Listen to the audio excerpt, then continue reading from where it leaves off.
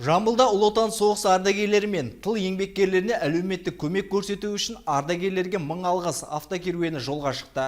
Игі бастаманы Аманат партиясының өңірлік филиалы қолға алып отыр. Әріптесім Нұрбақыт Тұтқышбек толығырақ тарқатады. Биыл ұлы жеңістің 80 жылдығы. Аталмыш мереке аясында облыстық Аманат партиясының ұйымдастыруымен 80 ізгі іс жобасы басталған.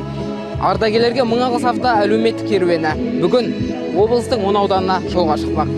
Ардагерлерге мың тағзым атты әлеуметтік автокеруен аудандарға жол шығарып салып отырмыз.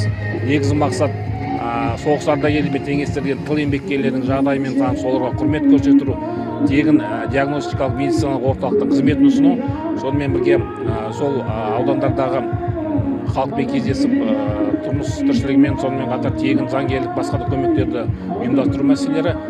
Бүгін Бауыржан Момышұлының ескерткішіне гүл шоқтары қойылып, акцияға қатысушылар рухына тағзым етті. Қалалық ардагерлер кеңесінің төрағасы Күләш Әбдікешова майдан даласында қайсарлықпен батырлықты ұштастыра білген ардагерлерге лайықты құрмет көрсетіп, қамқорлық жасау басты парызымыз дейді. Өзі облыс бойынша 6 соғыс ардагері қалды. Соның 5-еуі біздің Тараз қаласында. Әр соғыс ардагері біздің қамқорлығымызда күнделікті жағдайларын біліп, барлық жағдайларын жасап, оларға жастар барып кездесулер өткізіп жатырмыз. Өйткені бұлар біздің қариялар алтын қорымыз десек болады.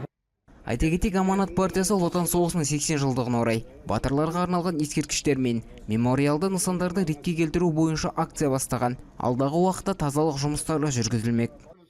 Нұрбақыт Тұтқышбек, Мейрамбек Сағанов, Мейіржан Ерболатов, 24 Ньюс.